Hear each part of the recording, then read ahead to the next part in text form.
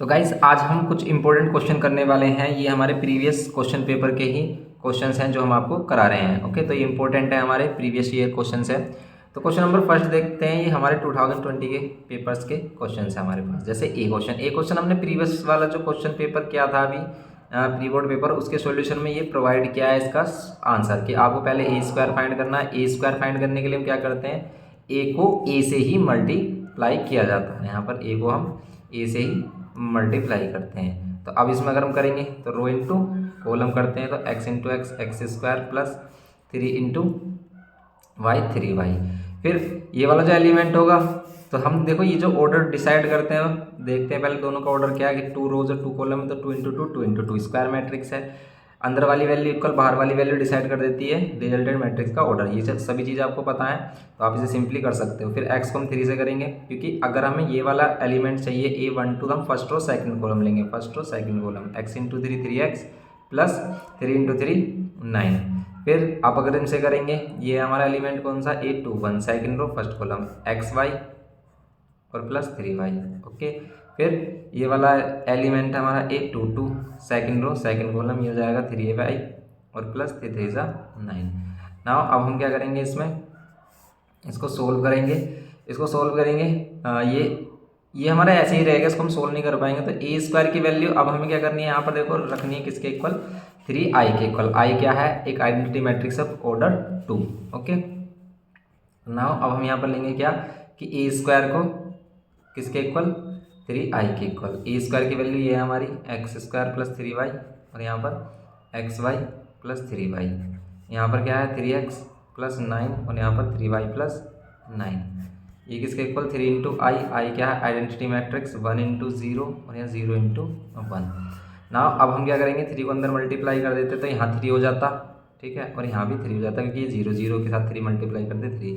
अब वैल्यूज कैसे निकालना है, देखो अगर आप वैल्यू फाइंड करना चाह रहे हो तो आप रिस्पेक्टिव एलिमेंट जो उसके कॉरस्पॉन्डिंग एलिमेंट होंगे A11 के इक्वल लेंगे हम, क्योंकि अगर दो मैट्रिसेस इक्वल होते हैं तो उनके रिस्पेक्टिव एलिमेंट इक्वल होते हैं। जैसे हमारा ये A11 के इक्वल। अब देखो अगर हम इसे A11 को A11 के इक्वल भी रख लेते हैं तो यहाँ पर हमारे काफ़ी कॉम्प्लिकेटेड हो जाएगा इसको सोल्व करना, क्योंकि यहाँ स्क्वायर हमारी एक सिंपल वैल्यू है, क्वाड्रेटिक इक्वेशन वो भी 2 वेरिएबल में। तो फिर हम दूसरी वैल्यू देखते हैं। जैसे हमारे पास क्या है 3x प्लस 9 इक्वल्स टू 0, तो x की वैल्यू जाएगी -9/3।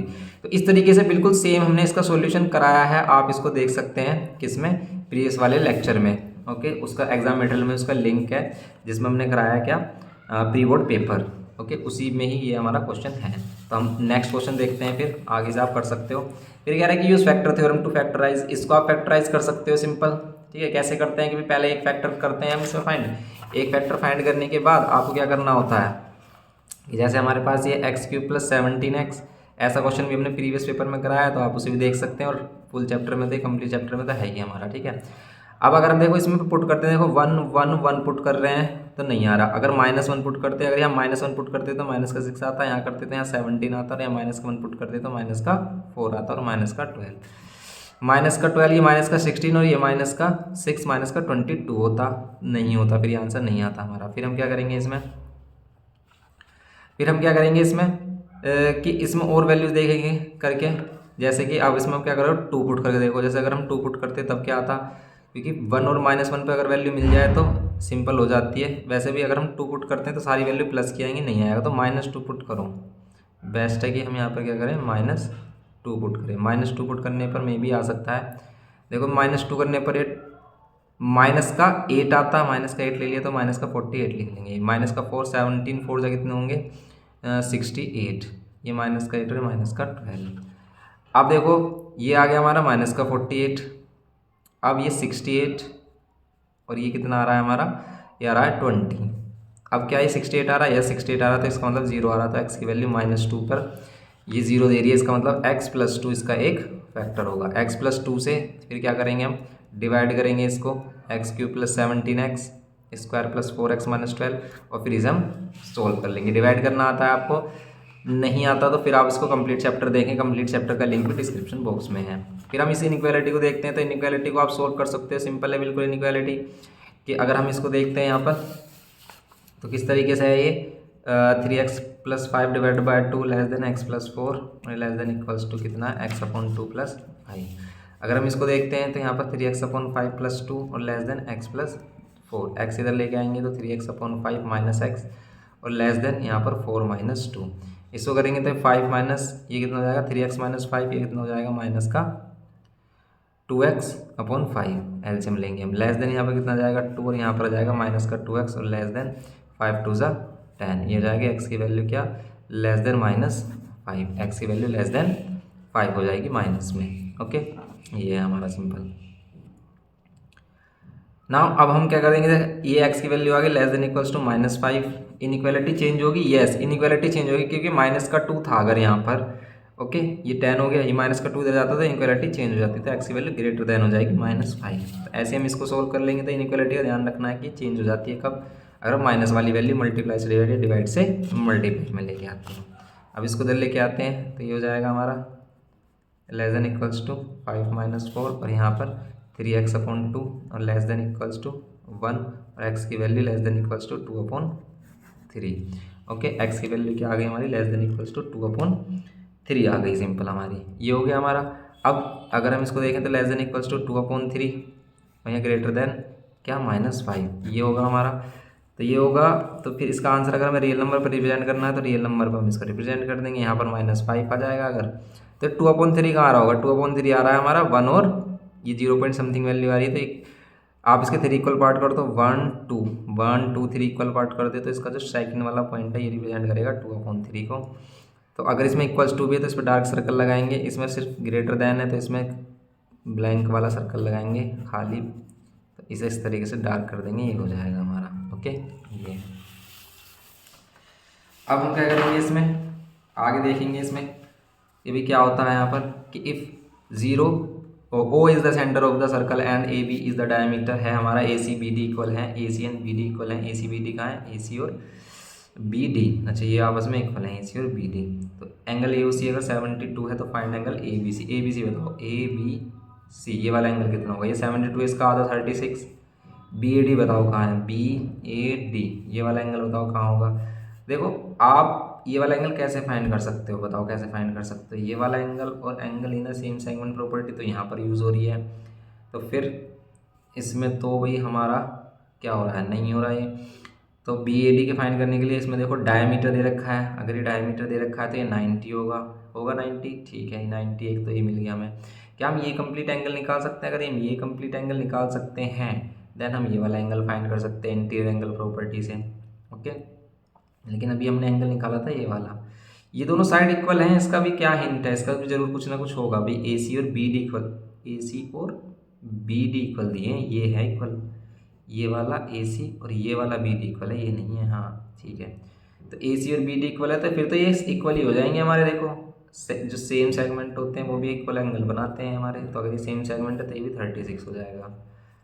ABD कितना होगा, ABD, ये ABD अब कितना होगा, अगर ये 36 है ये 90 है तो ये वाला एंगल निकाल लो, 90 + 36 और ये वाला जो एंगल है हमारा ABD, इन तीनों का सम कितना होगा 180। इनको प्लस करेंगे 9 और 3 12 और ये एंगल ABD = 180। तो एंगल ABD कितना 180 - 126, बस अब हम इसे माइनस कर देंगे। एंगल ABD कितना 180 - 136 कितना हो जाएगा, 126 कितना हो जाएगा, 180 - 126 हो जाएगा ये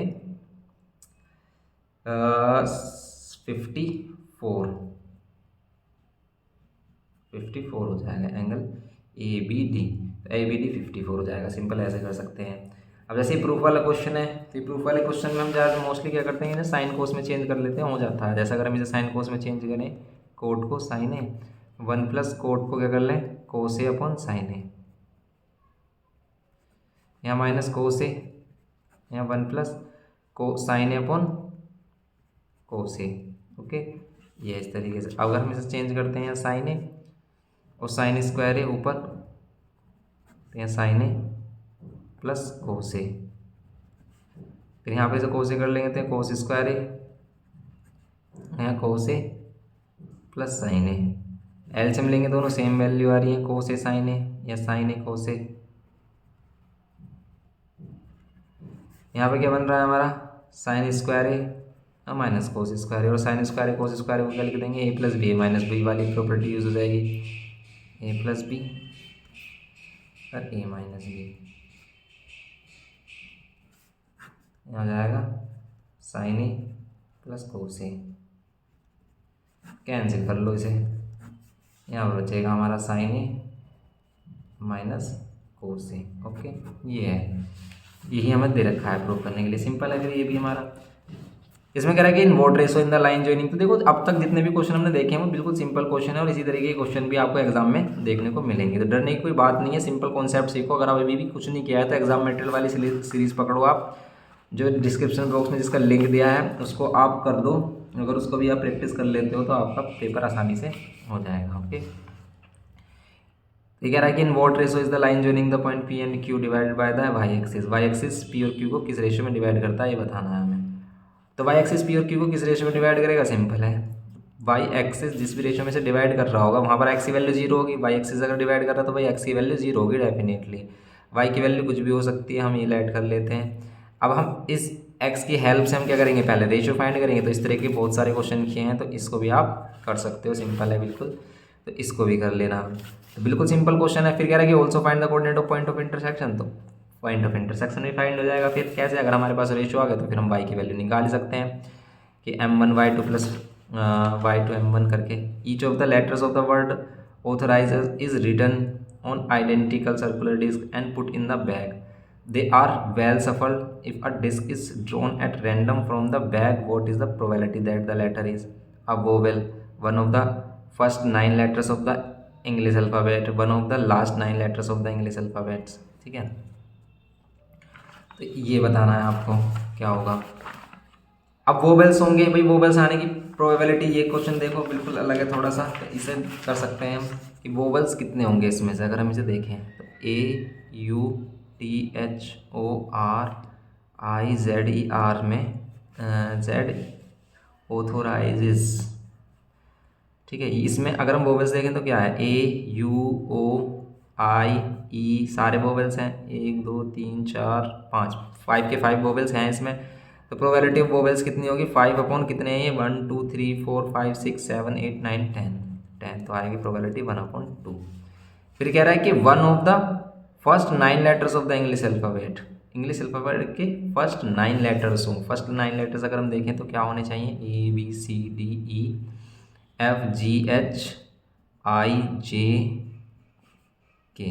1 2 3 4 5 6 7 8 9, बस 9 तक ही, इनमें से कोई भी होगा ना तो हम काउंट करेंगे। जैसे ए है, यस ए है, और बी है, बी नहीं है, सी है, सी नहीं है, डी है, डी नहीं है, ई है, यस ई है, तो ई भी लेंगे, एफ है, एफ नहीं है, जी है, जी भी नहीं है, एच है, एच है तो एच लेंगे, आई है तो आई लेंगे। बस ये 4 लेने हैं हमें आउट ऑफ कितने में से, तो ये हमारा first 9 letters of the English alphabet, तो ये आ गया हमारा 4/10 मीन्स 2/5।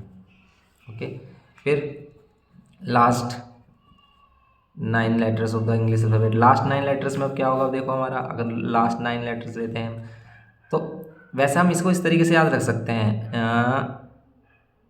फिफ्थ में कौन सा था, EGOTY ऐसे करके है ना ये, तो 5 10 15 20 और 25 इस तरीके से अल्फ़ाबेट इन नंबर्स पे होते हैं। वाई तो 20 से 26 तक देखेंगे तो लास्ट के 6 नंबर आएंगे, तो टी से पहले वाले आ रहे होंगे।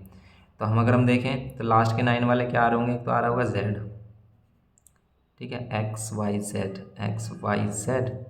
और क्या आ रहा होगा हमारा, टी के बाद क्या आएंगे, जैसे ओ के बाद क्या आएगा, OP, ठीक है। अगर हम लिखें OPQRSTUVW XYZ, ये तो होंगे हमारे। तो 1 2 3 4 5 6 7 8 9, बस ये वाले कोई भी होंगे तो उसे काउंट करेंगे हम। देखो आर है कहीं पर, आर है, यस आर है तो आर ले लेंगे एक, एस है कहीं पर, यस एस ले लेंगे, टी है कहीं पर, टी ले लेंगे, यू है कहीं पर, यू लेंगे, वी है कहीं पर, वी नहीं है तो नहीं ले सकते हम यहाँ पर, डब्ल्यू है कहीं पर, नहीं है डब्ल्यू कहीं पर भी, एक्स है कहीं पर, एक्स भी नहीं है, वाई है कहीं पर, वाई भी नहीं है, जेड है कहीं पर, यस जेड है, तो बस ये रहेंगे हम इसमें। इसमें भी ये 5 आ रहे हैं तो इसकी प्रोबेबिलिटी भी क्या होगी, last 9 letters of the English alphabet में क्या होंगे 5/10, इसका भी आंसर कितना होगा 1/2। ओके, ये 1/2, ये 2/5 और 1/2। सिंपल, ये भी हमारा प्रोबेबिलिटी का सिंपल क्वेश्चन था। तो इस तरीके के सिंपल क्वेश्चन ही आते हैं हमारे, ज़्यादा कोई टफ आता नहीं है। प्रूव करना है कि भाई ट्रायंगल पी ए बी, इस वाले में ट्रायंगल पी ए बी किसके सिमिलर होगा, पी सी डी के। पी ए बी है रहा है, P A B P C D के ही सिमिलर होगा, ये आपको प्रूव करना है। और कुछ गिवन है, बस ये इंटरसेक्ट कर रहे हैं और नहीं है कुछ भी गिवन। पैरेलल साइड तो होनी चाहिए थी इसमें, मैं कुछ पैरेलल वगैरह इंटरसेक्ट कर दिया, बस इंटरसेक्ट कर दिया तो इससे हम 2 एंगल निकाल सकते हैं। 2 एंगल्स तो नहीं निकाल पा रहे हैं भाई इसमें हम। अगर हम इस पर 2 एंगल्स नहीं निकाल पा रहे हैं तो फिर तो ये इसमें प्रॉब्लम हो जाएगी, ऐसा तो नहीं होगा ये।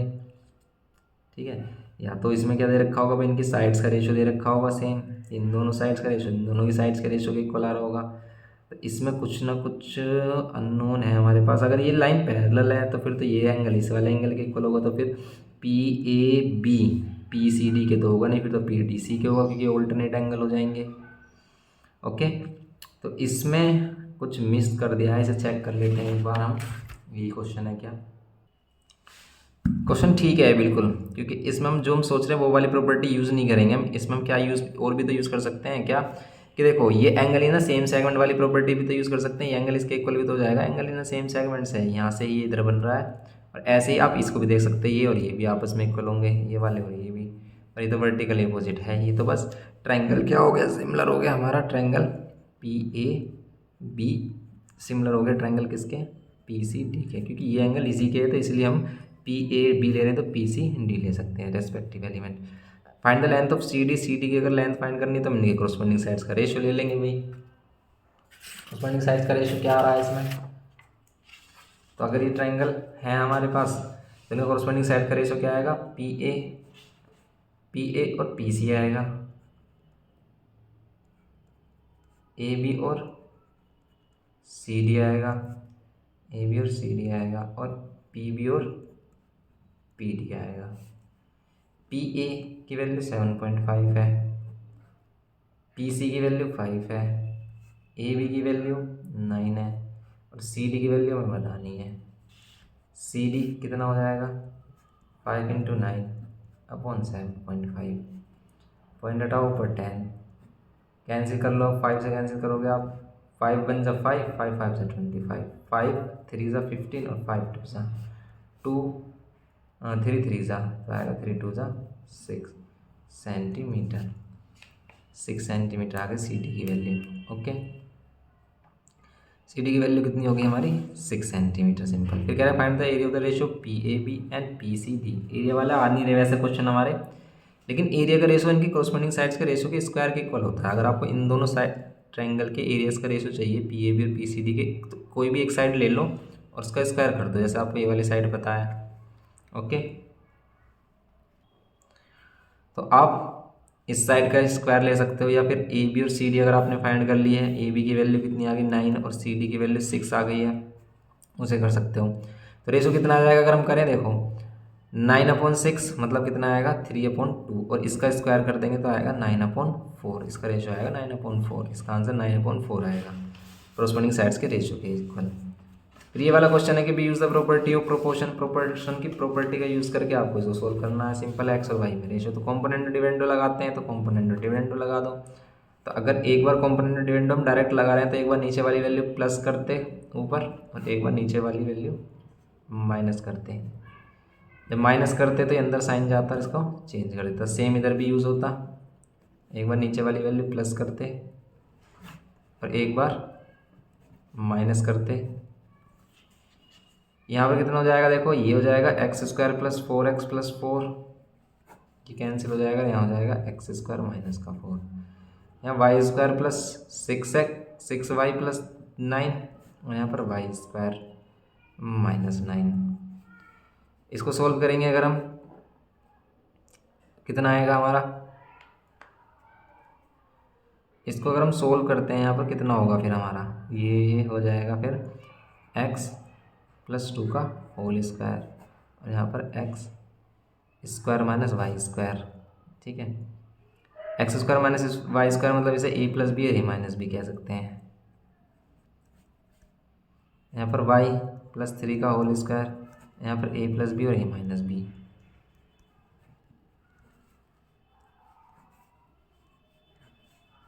यहाँ पर ये बचेगा और ये बचेगा। इस वाली वैल्यू को क्या कर सकते हैं, अब इसको क्रॉस मल्टीप्लाई भी कर सकते हैं, जैसे x प्लस 2 और x माइनस 2 बच गया, और y प्लस 3 और y माइनस 3 बच गया।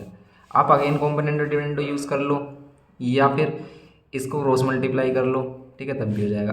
अगेन कॉम्पोनेंडो डिविडेंडो लगाएंगे अगर हम, क्या होगा, x plus 2 plus x minus 2, x plus 2 minus x और ये प्लस 2 हो जाएगा।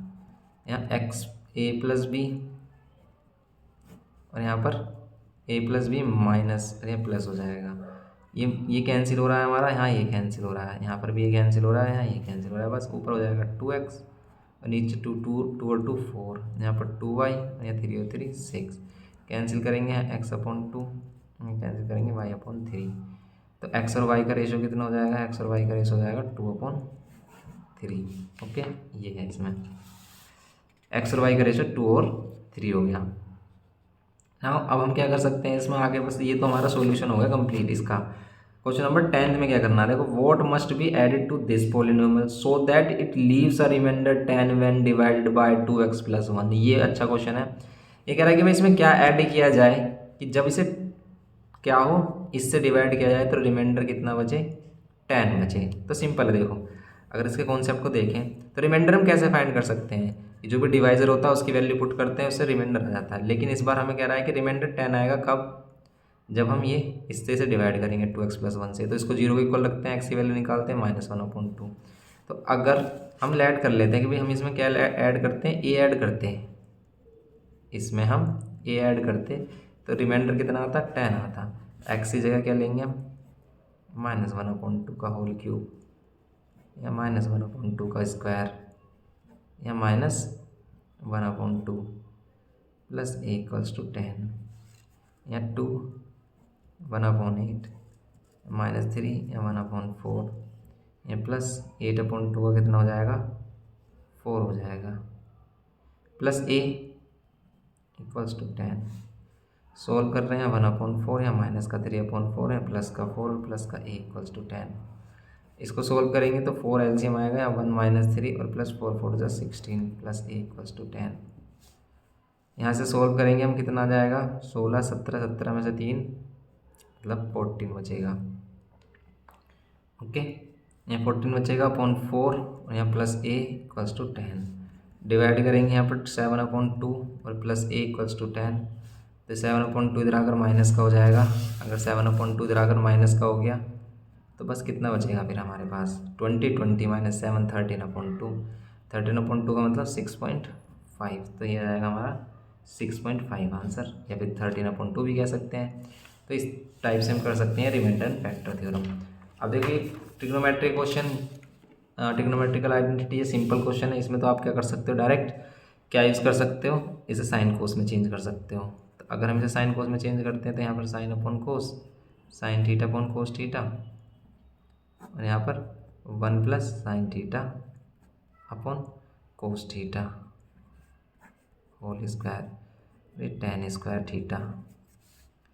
सोल्व करेंगे इसे हम, तो ये कोस और ये साइन, तो cos theta minus sine theta, और यहाँ पर ये कोस थीटा, यहाँ cos theta plus sine theta, और यहाँ पर ये कोस थीटा।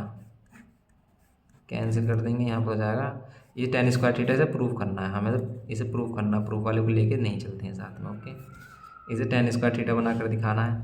तो बन गया ये हमारा क्या, अब आप इसे tan स्क्वायर थीटा बना सकते हो। हमारे पास तो ये बना है cos theta minus sine theta और अपॉन में cos theta plus sine theta, पर इन पर स्क्वायर लगा हुआ है, इस पर लगा हुआ है स्क्वायर। अब आपको देखो इसे tan स्क्वायर, क्या ये tan स्क्वायर के इक्वल है वैल्यू, कहीं से कहीं तक भी नहीं लग रही भाई tan स्क्वायर। अब इसमें हम आगे क्या करें, आगे और क्या किया जा सकता है इसमें, इसमें देखो हम क्या कर सकते हैं, या तो आप इनका होल स्क्वायर लगाओ अलग अलग, ये 1 minus 2 sine theta cos theta, हम साइन 2 थीटा कह सकते हैं। ओके, और फिर यहाँ पर 1 plus sine theta cos 2 theta हो जाएगा। बात तो फिर भी नहीं बनेगी भैया हमारी कि टेन स्क्वायर थीटा हो जाए, दोनों तरफ टेन टेन था हमारा, ठीक है, हमने साइन कोस कर लिया, ये भी बात सही है। अब इसमें होल स्क्वायर करेंगे तो कुछ भी नहीं हो रहा, क्योंकि अगर हम इसमें ए माइनस बी का होल स्क्वायर लगाते हैं, इसमें ए प्लस बी का होल स्क्वायर लगाते हैं, तो कुछ बेनिफिट तो नहीं दिख रहा हमें होता हुआ, क्योंकि टेन नहीं बन रहा। फिर वो हमारा टेन बनाने के लिए तो हमें